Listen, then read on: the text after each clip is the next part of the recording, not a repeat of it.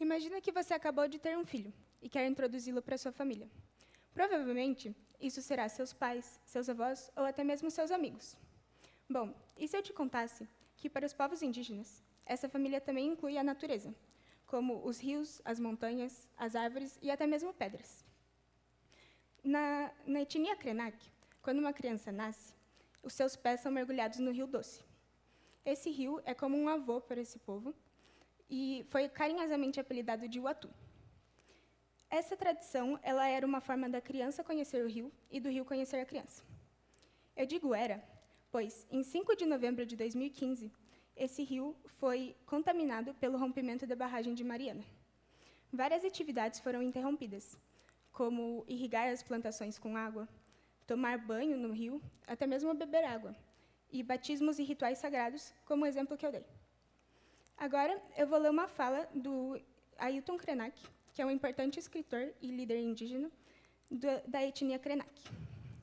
O Uatu, esse rio que sustentou a nossa vida às margens do Rio Doce, está todo coberto por um material tóxico que desceu de uma barragem de contenção de resíduos, o que nos deixou órfãos e acompanhando o rio em coma.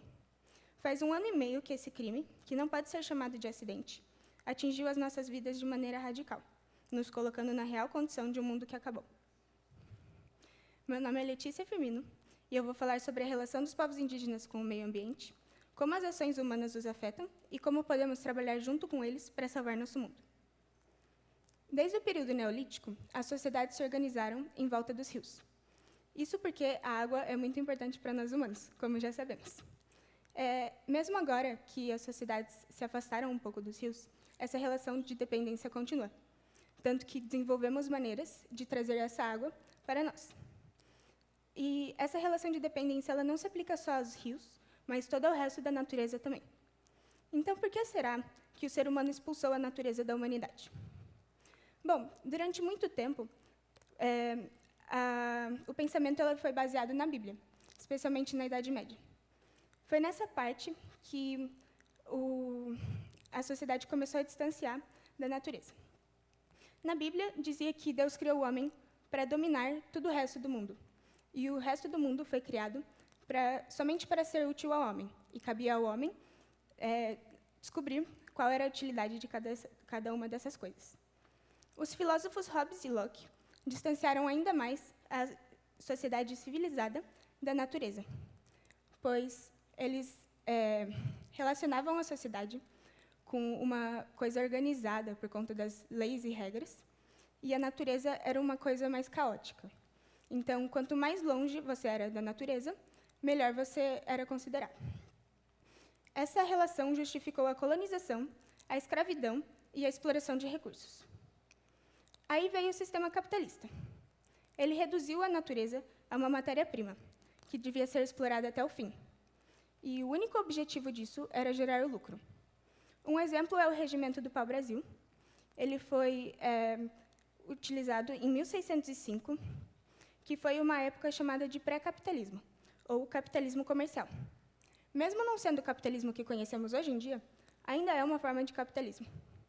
O Regimento do Pau-Brasil foi a primeira lei de proteção das reservas florestais no Brasil, mas, apesar dele proteger as árvores, ele buscava proteger as árvores só por conta de que teria mais árvores para explorar no futuro, e não porque era importante para o meio ambiente ou algo assim.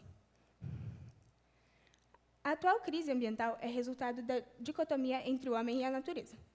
A perda de biodiversidade, a mudança climática e a degradação do ecossistema são sinais claros que o atual sistema de exploração não funciona. De acordo com Krenak, o fato de que vivemos numa época que o impacto do humano é tão significante que temos que nomear uma era para isso, a era antropoceno, devia servir como um alerta, um sinal de que estamos acabando com o mundo. E estamos acabando com o mundo faz muito tempo, mas isso só está sendo visível agora. Ainda conforme Krenak, os indígenas vêm resistindo há anos, desde que os portugueses vieram para o Brasil.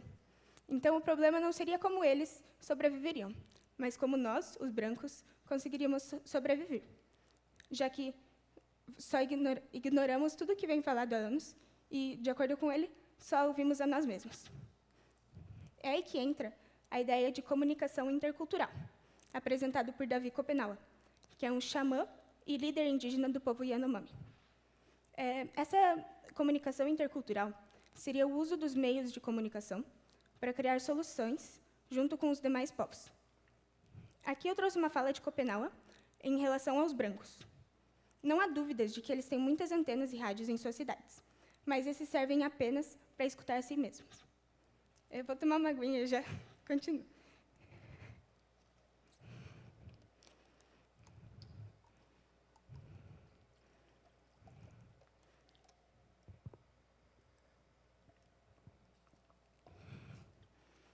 Então, a gente pode se perguntar, todo esse acesso à mídia, toda essa tecnologia, não devia servir para um bem comum? E é isso que algumas iniciativas vêm tentando conseguir. Um exemplo é a FORN, que é a Federação das Organizações Indígenas do Rio Negro, que conta com um conjunto de 23 povos indígenas que habitam as margens do Rio Negro, num total de 750 comunidades indígenas. A FORN ela utiliza a internet para monitorar o meio ambiente e coletar dados sobre o aquecimento global. A FORN também fornece o turismo ecológico, que ele oferece aos visitantes a oportunidade de conhecer mais sobre culturas e tradições indígenas. Assim, essa atividade gera renda para os povos indígenas e também fortalece laços dos visitantes com a natureza. Temos também como exemplo a comunidade Guajajara.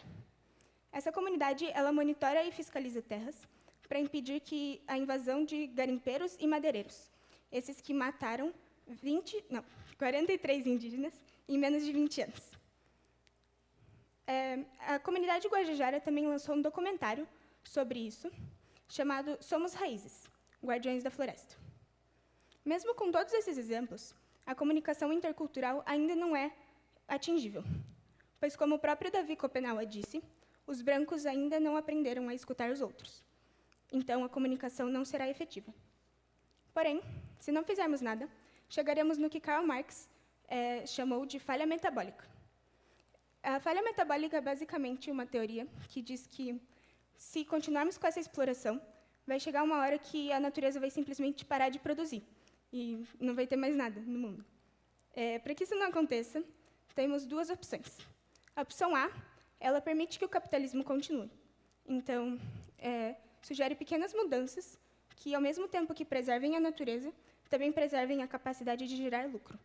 Isso é quase impossível, mas também temos uma utopia dentro da opção A, que seria a conscientização das pessoas e que, ao se conscientizarem sobre os impactos da exploração da natureza, simplesmente começariam a consumir de um jeito mais, como pode dizer, consciente.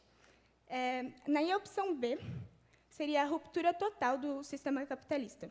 Então, seria um recomeço da sociedade, em que haveria uma reintrodução do ser humano à natureza.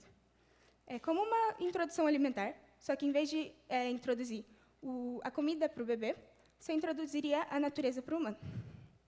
No entanto, essa ruptura só é possível caso haja alguma catástrofe.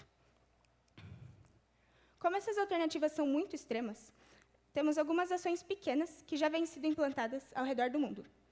Dois exemplos são a Constituição do Equador, de 2008, e a Constituição da Bolívia, de 2009.